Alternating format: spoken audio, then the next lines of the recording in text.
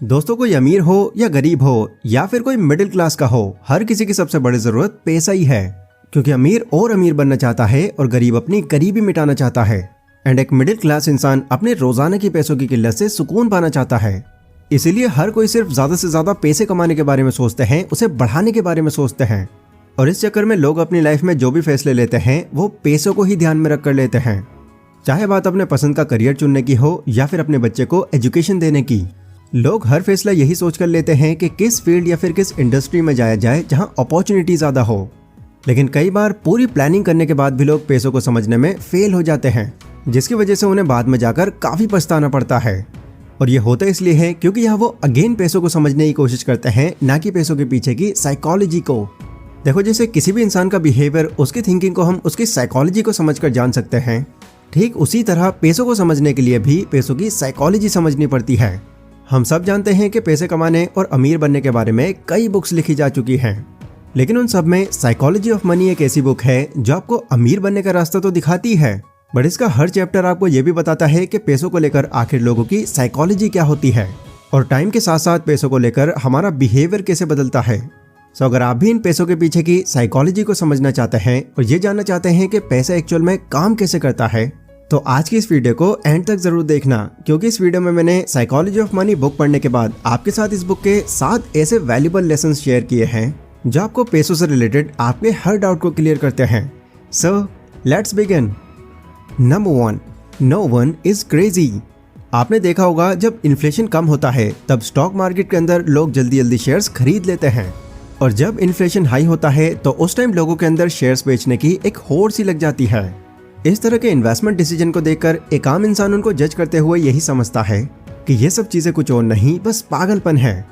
But author कहते हैं कि हमारा जो एक्सपीरियंस है वो पूरी दुनिया में पैसों से रिलेटेड इवेंट्स का 0.0000001% है, और हमें ऐसा लगता है कि इस दुनिया में क्या चल रहा है या लोग पैसों को लेकर क्या करते हैं, इस बारे में हमको 80% जानकारी है।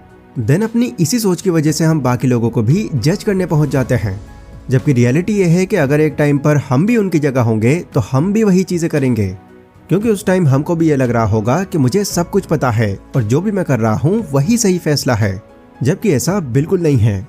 हर किसी का पैसों को लेकर सोचने का तरीका अलग होता है, इसलिए याद रखो कि अगर किसी का पैसों को लेकर कोई गलत डिसीजन निकल जाता है तो वो ना समझ नहीं है। भले ही सुनने में आपको थोड़ा अजीब लगे, पर अगेन आप भी अगर उसकी जगह पर होते तो आप भी कुछ वैसा ही कर रहे होते जैसा दूसरे कर रहे हैं। Number 2, luck versus risk. मान लो आपने पूरी रिसर्च करने के बाद कोई एक शेयर खरीदा, लेकिन 5 साल के बाद में आपका वो शेयर ऐसा ग्रो नहीं हुआ जैसा आप सोच रहे थे, या आपके उल्टे पैसे और डूब गए, तो बताइए आप इसे किस नज़र से देखेंगे? ऑब्वियसली एक बहुत ही खराब इन्वेस्टमेंट। लेकिन हर बार चीज़ें ऐसी नहीं होती हैं। हो सकता है आपने सही डिसीजन लिया हो लेकिन आपका लक खराब हो, या अचानक ही कुछ ऐसा हो गया हो जिससे कंपनी की वैल्यू ही डाउन हो गई हो, क्योंकि चीज़ें हमेशा हमारे कंट्रोल में नहीं होती हैं। भले ही रिसर्च में आपने कोई स्टॉक ग्रो होने के 90% चांस देखे थे, बट एक्चुअल में हो सकता है उसके पहले से ही सिर्फ 10% चांस हों, और आपके बैड लक की वजह से ही आपके पैसे डूब गए हों। अब शायद इस चीज़ को आप एक बैड इन्वेस्टमेंट डिसीजन ना कहें। वहीं अगर आपने कोई ऐसा स्टॉक खरीद लिया है जो आपको लगता है कि ये ठीक ठाक तो चल पाएगा बट ज़्यादा ग्रो नहीं करेगा, लेकिन कुछ ही टाइम में वो शॉकिंगली ग्रो कर जाता हो, तो आपके लिए ये इन्वेस्टमेंट डिसीजन कैसा होगा, अच्छा या बुरा? ये तो आपकी नज़रों में सबसे अच्छा डिसीजन होगा और आप बाकियों को भी इसे सजेस्ट करोगे। देखो, लक और रिस्क हमेशा एक दूसरे के पैरेलल ही चलते हैं, इसलिए कोई भी फाइनेंशियल एडवाइस लेते टाइम या खुद का कोई फाइनेंशियल डिसीजन लेने से पहले लक और रिस्क दोनों को ही एक्सेप्ट कर लेना चाहिए। ये बात आप इससे भी समझ सकते हैं। 1965 में बिल गेट्स का लक था कि वो सीटल के लेक साइड स्कूल में थे और यहाँ पर कई कंप्यूटर्स अवेलेबल थे। पर सोचो अगर उस टाइम पर उनके स्कूल में कोई कंप्यूटर ही ना होता तो आज शायद बिल गेट्स का नाम अमीरों की लिस्ट में ही नहीं होता, और ना ही आज हमारे पास ये माइक्रोसॉफ्ट जैसी कंपनी होती। Number 3, find your enough. क्या आपने कभी खुद से ये कहा है कि बस मेरे पास जितना भी पैसा है वो इनफ है? वेल, इसका ऑब्वियस आंसर होगा नहीं, क्योंकि ऐसा कोई इंसान नहीं है जो ये कहता आपको मिल जाए कि बस कमा लिया जितना कमाना था, अब और पैसा नहीं चाहिए। लोगों के पास जितना भी होता है हमेशा वो उससे ज़्यादा की उम्मीद रखते हैं, क्योंकि हमारे लिए इनफ होने का मतलब है अपने पोटेंशियल को पुश ना करना और अपने हाथ से हर वो अपॉर्चुनिटी मिस कर देना जो आपको आगे ले जा सकती थी। जबकि ऑथर कहते हैं कि इनफ का मतलब जैसा हम समझ कर बैठे हैं वैसा नहीं है। इनफ फील ना होना एक ऐसी भूख है जो कभी खत्म नहीं होती है।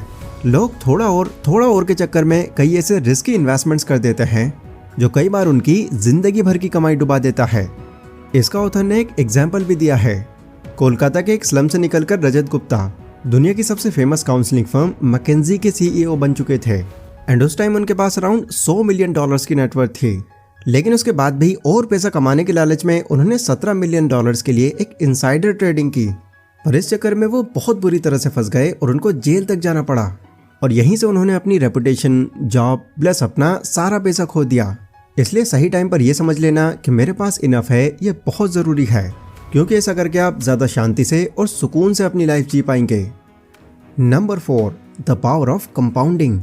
किसी भी काम में हमको तब ज़्यादा एक्साइटमेंट होती है जब उसका रिजल्ट सामने आना हो, एंड इस चक्कर में लोग थोड़े बेसब्र हो जाते हैं और चाहते हैं कि उन्हें जो भी रिजल्ट मिले वो जल्द से जल्द मिल जाए।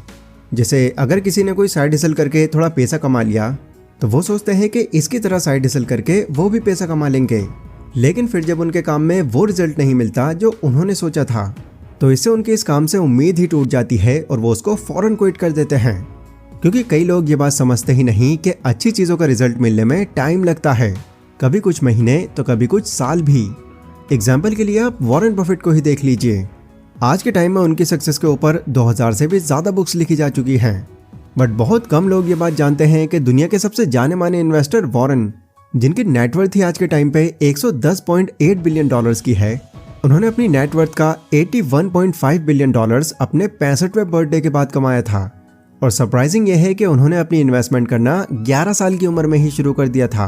देन फिर 1 मिलियन तक पहुंचने पर उनकी एज 30 साल की हो गई थी। 59 साल की एज में उन्होंने $3.8 बिलियन कमाए, और बाकी जो उनका डबल ट्रिपल हुआ वो 60 की एज के बाद हुआ। लोग सोचते हैं कि वॉरेन बफेट की सक्सेस का राज उनकी इन्वेस्टमेंट स्किल है, जो कि बहुत हद तक सही भी है, लेकिन उनके इतने कामयाब होने के पीछे का सीक्रेट यही कंपाउंडिंग है। Number 5, our plans are never accurate. Mike Tyson ने एक बार कहा था कि everybody has a plan until they get punched in their face. मतलब हर किसी इंसान के पास एक प्लान होता है जब तक उसके सामने कोई प्रॉब्लम ना आ जाए।